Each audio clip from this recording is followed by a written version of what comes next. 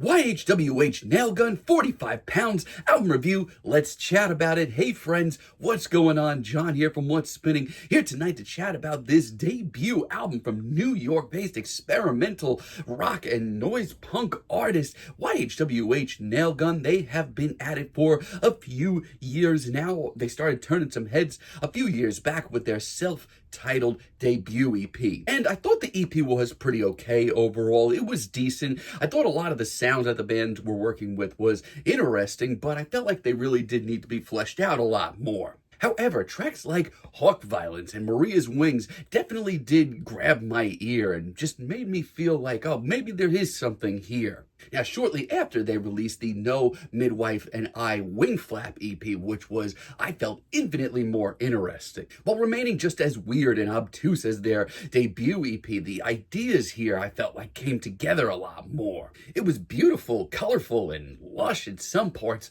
but it was also incredibly tense and noisy, and you really never knew what you were going to hear. And while it is a very short EP, it definitely hyped me up to listen to more of the band's material, which leads me to this, 45 pounds, their debut record, and I thought a lot of the singles they were dropping up to this thing were really ear-grabbing as well, and let me tell you, this is a pretty exciting debut. Sound kicks off with Penetrator, and this thing really does not waste a single second just throwing you right into the fire. Colorful, freaky synths, freakier vocals, and just this overall feeling that there's a lot going on. It has absolutely tons of personality as well, and just the overall feeling of this is really interesting. Like, it has the spontaneity of an early Animal Collective record, but it also has the harshness of like an early Health record. It's animalistic, it's really catchy in parts as well, in its own weird way. I honestly haven't heard anything like this, especially not this year. It's a hell of an opener. Also, really love Castrato Raw Fullback. I just love this freakish groove and instrumental that neither one really refused to sit still for a second. I love the freakish groove here and this instrumental that just doesn't want to sit still. It sounds alive. Throw in some vocal performances that I feel will please any fan of any weirdo rock genres from any sort of the side of the spectrum. You got a hell of a track. It's pretty electric and colorful as well, and like I said on the intro, the band do such a great job of overloading this with personality. It's a blast, as is Pain Fountain. This one comes off even bulkier and even harder to place, also bringing in a sense of danger that I haven't heard from this project yet, and I love that. Just don't be surprised between the blast beats and the sheer noise that you might want to groove a little bit. I mean, it's only a minute and 32 seconds, but God, they pack so much in. I really love the looming synths across this track as well. And Animal Death Already Breeding probably is my favorite track here. I mean, the tension on this one, it just starts building right from the word go. The percussion here, it's a little on the dance punk side, but I actually really love that. And the shouted vocals at the chorus give this just a little angst. All around, this is just so up my alley. And I love how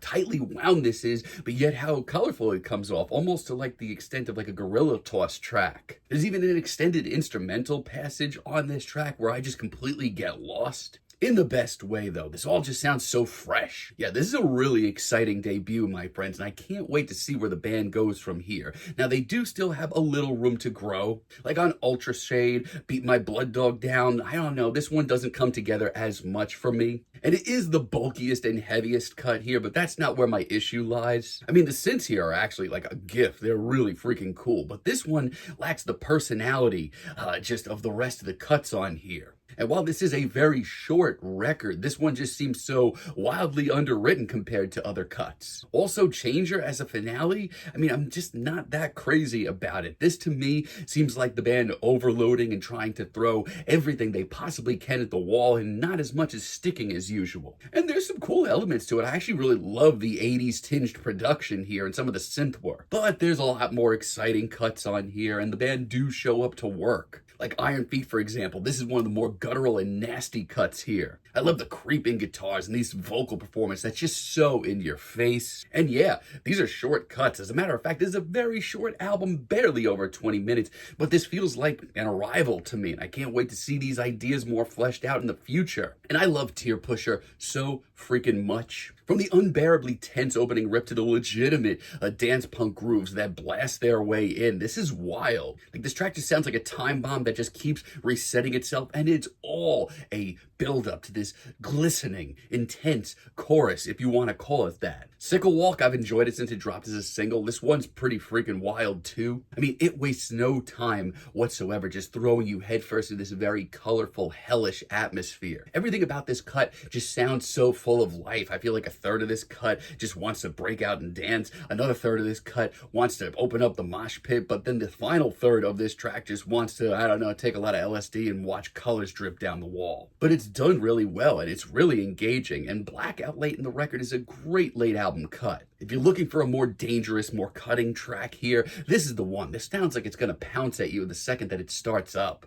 But we also get this thick veil of very shimmering synths that are absolutely gorgeous. Yeah, this album has a lot going on in 20 minutes. It also is home to some of the most intense vocals here. I mean, this is a lot, but in a great way. For my freakier side of music fans, I mean, you're going to feast on this project. I mean, it's short, it's sweet, it's intense, it's groovy, it's beautiful, it's hellish, it's a lot of different things. And yeah, sure, the band still has some room to grow, but this does in every way sound like an arrival, and I can't wait to hear more in the future. Really engaging too. I'm feeling a light 8 on this album, but let me know what you all think down below. If you like the video, be sure to give us a like, give us a subscribe, and let me know down below what you would like for me to chat about in the future. And until next time, have a great day, friends.